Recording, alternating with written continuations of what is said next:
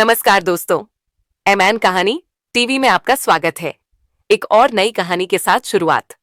दोस्तों, ये कहानी मेरी और मेरे बेटे के बीच की है। मेरा एक बेटा है जो बाहर हॉस्टल में रहकर अपनी पढ़ाई करता है। जब उसकी पढ़ाई की कुछ छुट्टियां होती है तो वह घर पर आ जाता है और घर पर आने के बाद हम खूब मौज मस्ती करते हैं। ये बात उस समय की है जब मेरा इकलौता बेटा जो अभी अभी हॉस्टल से आया था। मेरे बेटे का हॉस्टल से निकलना या बाहर कहीं आना जाना नहीं रहता है।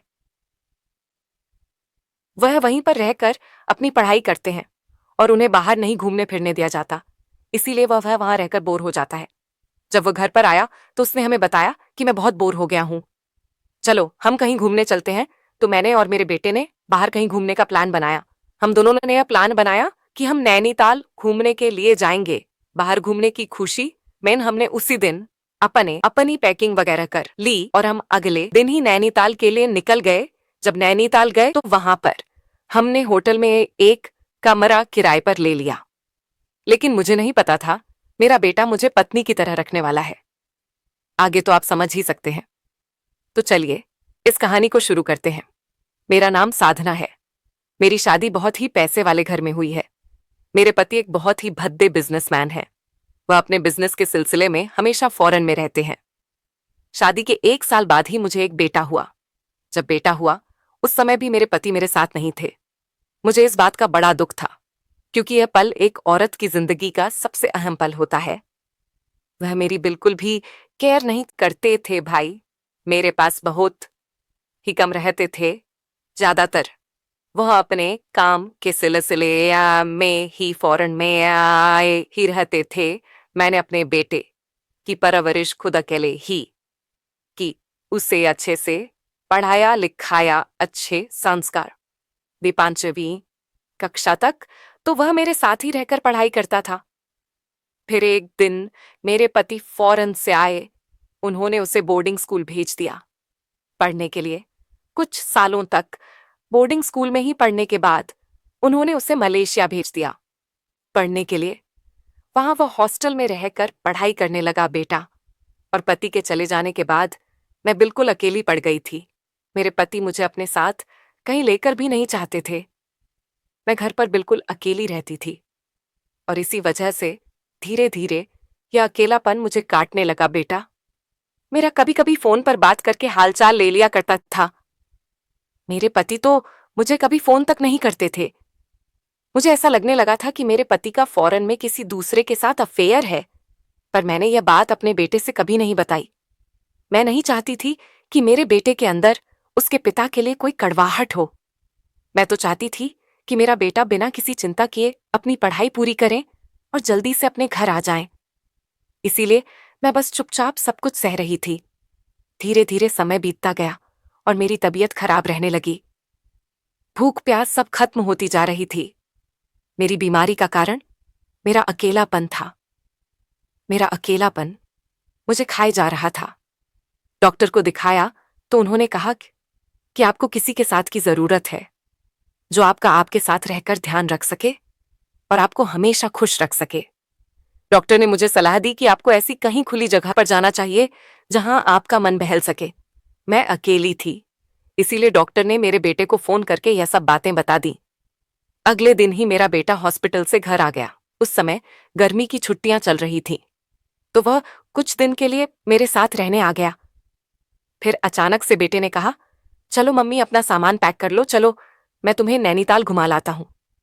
मैं मना कर रही थी तो वह जिद पर अड़ गया और कहने लगा कि डॉक्टर ने आपको थोड़ा घूमने फिरने के लिए कहा है। आप यहां से थोड़ा बाहर निकलेंगे तो आपको अच्छा लगेगा। और हाँ, अपने लिए अच्छे अच्छे कपड़े पैक कर लेना, मेरे बेटे ने कहा, जैसे आप शादी से पहले पहनती थी।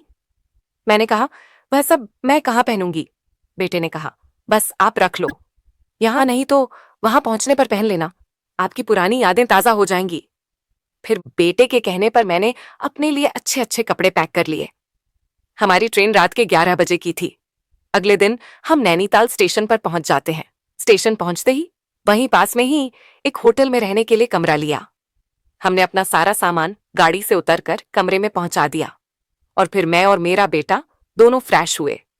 मैंने साड़ी पहन रखी थी तो मेरे बेटे ने कहा, ये क्या मम्मी, आप शादी की जगह जो दूसरी वाली जसलाई है उनमें से कोई पहन लो। मैं आपको वैसे ही देखना चाहता हूं कि आप कैसी लगती हैं। फिर जब मेरे बेटे कहां पर, मैंने दूसरी ड्रेस पहन ली तो मेरा बेटा मुझे देखते ही कहने लगा, मम्मी आप कितनी अच्छी लग रही हैं दोस्तों। मेरा बेटा बस मुझे खुश करने की कोशिश कर रहा था। फिर बेटे ने मुझे नैनीताल की सैर कराई। हम दोनों खूब घूमे फिरे। उसके बाद मैं थक गई। मैंने बेटे से कहा चलो अब होटल वापस चलते हैं। मैं थक गई तो बेटे ने कहा ठीक है। होटल पहुंचते पहुंचते रात हो गई। रात का खाना हमने वहीं मंगा कर खा लिया था। फिर मेरा बेटा मुझसे बातें करने लगा। मैंने उससे कहा चलो सो जाओ, पर वह कहने लगा नहीं, आज मैं पूरी रात आपसे बातें करूंगा। डॉक्टर ने कहा है कि मैं आपको अकेला न छोड़ें, आपको खुश रखो। फिर बेटा मेरा कहता है, मम्मी आप इस ड्रेस में एकदम मॉडल जैसी दिखती हूं, अब आप ऐसी ही ड्रेस पहना करो। वैसे भी पापा कहाँ आपके साथ रहते हैं, उन्हें तो आपकी बिल्कुल भी परवाह नहीं है। फिर बेटा पूछता है, मम्मी आप शादी से पहले किसी और को पसंद करती थी? तो मैंने हंसकर कहा, कहाँ, तुम भी ये बातें लेकर बैठ गए हो। बेटे ने हंसकर कहा, बताइए ना मम्मी प्लीज। तो मैं भी अपने बेटे को सारी बातें बताने लगी। मैंने कहा, हाँ शादी से पहले मेरा एक दोस्त था। फिर बेटे ने पूछा, सिर्फ दोस्त था या कुछ? और मैंने कहा, हाँ दोस्त से भी बढ़कर था, लेकिन मेरी शादी उससे नहीं हो पाई और तुम्हारे पापा से हो गई। वह भी मुझसे तुम्हारी तरह बातें करता, खाने पीने की चीजें लाकर देता और हमेशा खुश रखता और कहता था कि तुम ऐसे ही अच्छी लगती हो। फिर मैंने कहा, खैर ये सब छोड़ो, सब पुरानी बातें हैं।